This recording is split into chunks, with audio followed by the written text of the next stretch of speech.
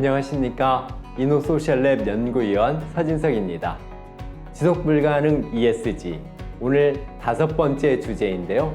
현재 순환경제의 한계 주제로 얘기를 나눠보도록 하겠습니다.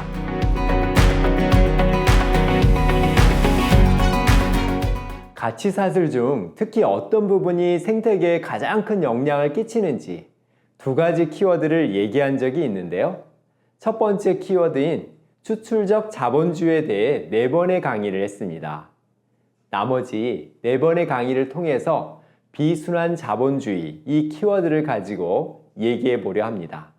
우리의 순환경제에 대한 접근 시각에 대한 변경부터 필요합니다. 엔드 오브 파이프, 이런 접근 전략으로는요, 문제를 해결할 수 없을 것입니다. 이 그림은 선형경제와 순환경제를 알기 쉽게 제시한 내용입니다. 재생가능 원재료와 재생불가능 원재료 모두 지속가능한 방식으로 순환의 크기를 크게 늘려야 할 텐데요. 그러기 위해서는 매립 및 소각으로 가는 것만이 아니라요, 새로운 물질 투입이 극히 적도록 해야 합니다. 매우 어려운 과제죠. 지금 우리 사회는 순환경제를 얘기할 때 엔드 오브 파이프 관리에 집중하고 있습니다. 엔드 오브 파이프는 물질 흐름의 마지막 단계인 쓰레기 처리를 잘하자 하는 접근이죠. 그러나 이러한 접근으로 우리 사회는 더 이상 지속 가능하지 않습니다. 폐기물 관리를 잘 하더라도 컨베이어 벨트가 점점 더 빠른 속도로 돌아가면 어떻게 될까요? 결국 컨베이어 벨트 초입에는 새로운 물질이 계속 투입될 것입니다. 배출되는 폐기물을 처리하는 것 이전에요, 폐기물이 배출되지 않도록 하거나 덜 배출되도록 하거나 또는 컨베이어 벨트의 속도를 제어해야 하겠죠. 친환경 휴대폰 제조사 페어폰은 8개의 R에 대해 얘기하고 있습니다. 이 중 순환 수준에서 가장 낮은 단계가 재활용이고요, 가장 높은 단계는 거절입니다. 재활용은 다른 것을 해도 결국 안 될 때 처리하게 되는 마지막 수비수입니다. 가장 영양도를 높이고 처리 비용을 줄이려면 그 이전 단계에 거슬러 올라가서 처리해야만 합니다. 페어폰은 이 여러 개의 R을 크게 3단계로 나누었는데요. 이 3단계의 시작점에 밸브를 달 수 있습니다. 순서대로요, 생산 단계 시작 밸브가 리퓨즈이고요, 사용 단계 시작 밸브가 리듀스입니다. 그리고 마지막 재활용 단계의 밸브는 리사이클링입니다. 보통 제품 생애주기 그림을 보면요, 무슨 생각이 드나요? 모든 제품은 언젠가는 마지막 폐기 단계에 다다를 수밖에 없죠. 이 마지막 단계를 다시 원재료 단계로 이을 수만 있다면 우리 사회는 영구히 회전할 것만 같죠. 그런데 이 끊어진 강은 잘 이어지지 않습니다. 영원히 순환되는 모델은 극히 제한적입니다. 이 한계를 전제로 하고 시스템을 설계해야겠죠. 이 제품 생애주기 그림에 앞에 밸브를 달아볼까요? 페어폰의 8개의 R 그림에서 달았던 밸브를 제품 생애주기 그림에 넣어보죠. 첫 번째 밸브인 리퓨즈, 두 번째 밸브인 리듀스는 최대한 잠가야 하는 밸브입니다.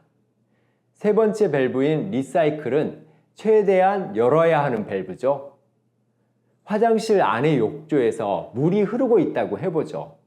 물이 거실까지 넘쳐 흐르고 있다면 어떻게 해야 하나요?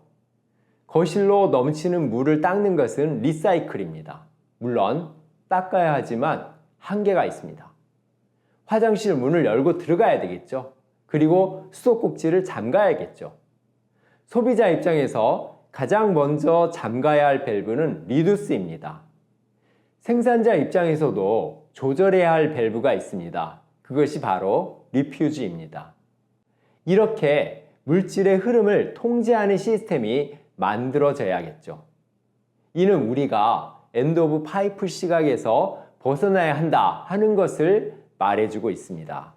그러면 엔드 오브 파이프 접근에서 벗어나려면 어떤 과제가 있는지 파타고니아 사례로 살펴보고자 합니다. 파타고니아는 2024년 봄 시즌에 폴리에스터 소재의 경우 92% 재활용했다고 발표했습니다. 2025년까지 100% 생분해 또는 재활용 소재로만 옷을 생산하겠다 했는데요. 그렇게 된다면 새로운 석유를 전혀 사용하지 않을 것입니다. 대단한 성과죠. 그러나 한 가지 질문을 던져봐야 합니다. 이 소재들의 재활용은 업사이클링인가요? 다운사이클링인가요? 많은 의류 기업들이 2025년 또는 2030년까지 생분해 또는 재활용 소재 비율을 100% 달성하겠다고 목표로 내걸고 있습니다. 그러면 의류 산업은 순환 경제를 이루는 것인가요? 우리는 이제 마음 편하게 옷을 쇼핑해도 되는 것인가요? 업사이클링에 대한 잘못된 이해가 많습니다. 기존 재활용 소재를 활용해서 다른 제품으로 만들고 그 과정에서 새로운 가치를 더해서 업그레이드 하는 것을 업사이클링이다 하고 생각하는 경향이 있습니다. 우리가 이렇게 업사이클링을 정의한다면요, 순환경제 구현은 어렵습니다. 그런 관점에서 프라이탁 가방은 업사이클링인가요? 그렇지 않습니다. 다운사이클링의 대표적인 사례입니다. 5년 이상 된 중고 트럭 방수포의 일부 수명을 연장한 것이잖아요. 경제적 가치는 높아졌을지 모릅니다. 그렇지만요, 환경적 가치 측면에서 본다면 5년 이상 된 방수포를 10년, 15년 사용하는 것이 훨씬 더 바람직합니다. 교환 가치가 높아지면 업사이클링이고 그것이 낮아지면 다운사이클링이다 이렇게 보는 게 아니라요. 환경적 측면에서 복원, 재생이 이루어지면 업사이클링이고요.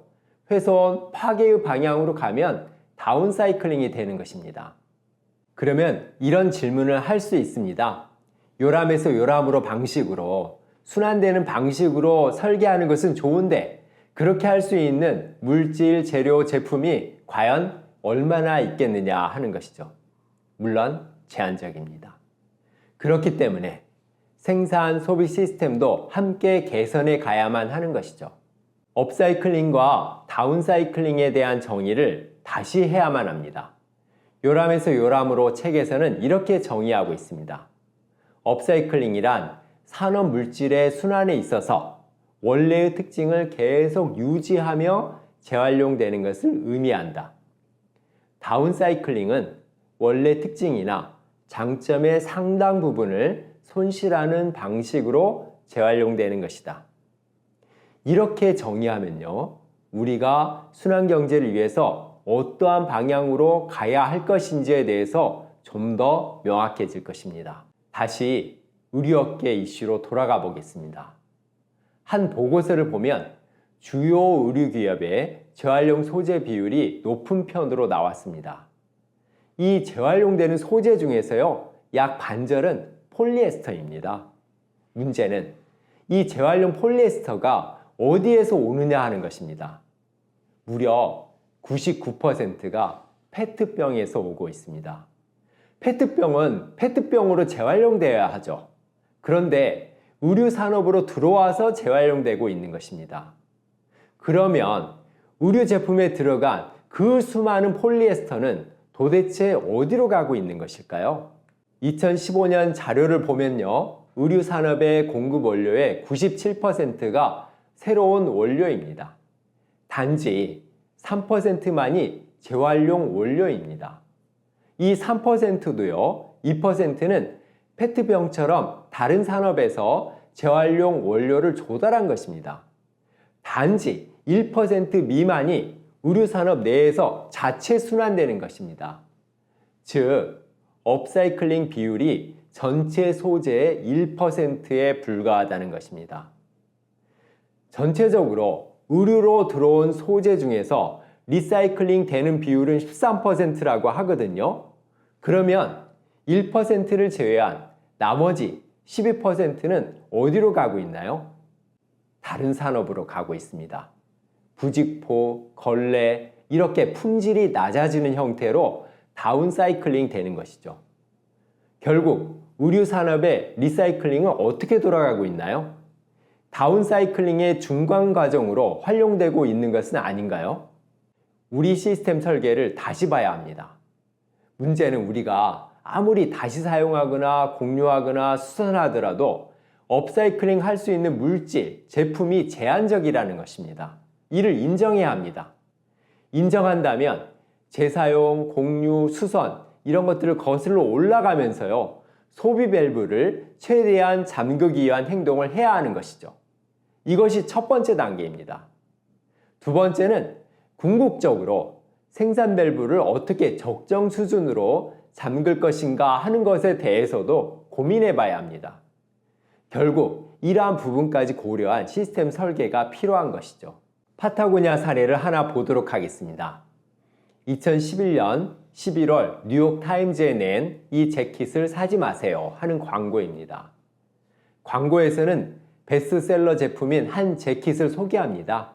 이 재킷이 폴리에스터를 60% 재활용했음에도 불구하고 물 소비나 탄소 발생, 쓰레기 배출 이런 측면에서 환경에 얼마나 많은 피해를 끼치고 만들어졌는지를 설명합니다.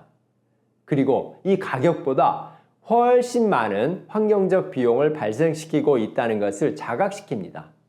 그러면서 마지막으로 당부합니다. 어떤 물건을 사기 전에 이 물건이 필요한 것인지 2번 생각해 보라는 것입니다. 파타고니아가 이 광고를 통해서 전달하려 했던 것은 공동자원 활용 운동을 알리고 동참토록 하는 것이었습니다. 공동자원 활용 운동은 5R을 통해서요, 지구의 공동자원을 모두 같이 아껴 쓰자 하는 것이었습니다. 이 캠페인은 몇 가지 특징이 있었습니다. 첫째는요, 파타고니아가 먼저 실천하겠다는 것입니다. 둘째는 고객의 동참이 필요하다는 것입니다. 고객 역시 리사이클, 재활용, 수선, 소비 축소를 함께 실천해야 한다 하고 제안하는 것입니다. 마지막으로 특히 소비 축소를 강조했습니다. 왜 파타고니아가 소비 축소, 리듀스를 강조했는지 파타고니아의 광고가 나오기까지의 과정을 한번 볼 필요가 있습니다. 1991년 이후에 20년에 걸쳐서요, 재활용한 폴리에스터를 사용하고 고객의 재사용을 촉구하고 또 수선센터를 통해서 오래 있기를 장려했지만요, 한계가 있다는 것입니다. 결국 소비 축소와 결합되지 않고서는 한계가 있다는 것이죠. 2011년 블랙 프라이데이 광고는요, 약 20년 동안 추진해온 활동의 결과이자 자성의 결과이고요, 파타고니아 역시 환경에 폐해를 만들고 있고 이를 혼자 해결할 수 없다 하는 것의 고백이기도 합니다. 정리해보면 리사이클, 리유즈, 리페어를 해보았지만 결국 리듀스의 실천과 이어져야지만 해결할 수 있다는 것을 깨달은 것입니다. 그 방향으로 갈수록 환경에 끼치는 긍정적 임팩트가 크다는 것 역시 알게 된 것입니다. 이는 우리 사회가 가야 할 방향이기도 합니다. 순환경제로 가는 여행에는 2번의 여행이 있다고 생각합니다. 첫 번째 여행은 리사이클에서 리듀스로 가는 여행입니다. 깊게 파고 들어가다 보면요, 궁극적으로는 리듀스 문제에 다다르게 됩니다. 파타고니아가 2011년에 공동자원 활용 운동을 펼친 것은요, 이 여행의 종착 지점이었습니다. 순환경제로 가는 2번째 여행은 리듀스에서 리퓨즈로 가는 여행입니다. 이는 궁극적으로 생산 밸브를 어떻게 관리할 것인가 하는 문제의식입니다. 소비 밸브는 생산 밸브와 상호 깊은 연관이 있죠. 맞물려 있습니다. 따라서 이 2가지 밸브를 동시에 고민해야만 할 것입니다. 이상 5번째 강의를 마치도록 하겠습니다. 고맙습니다.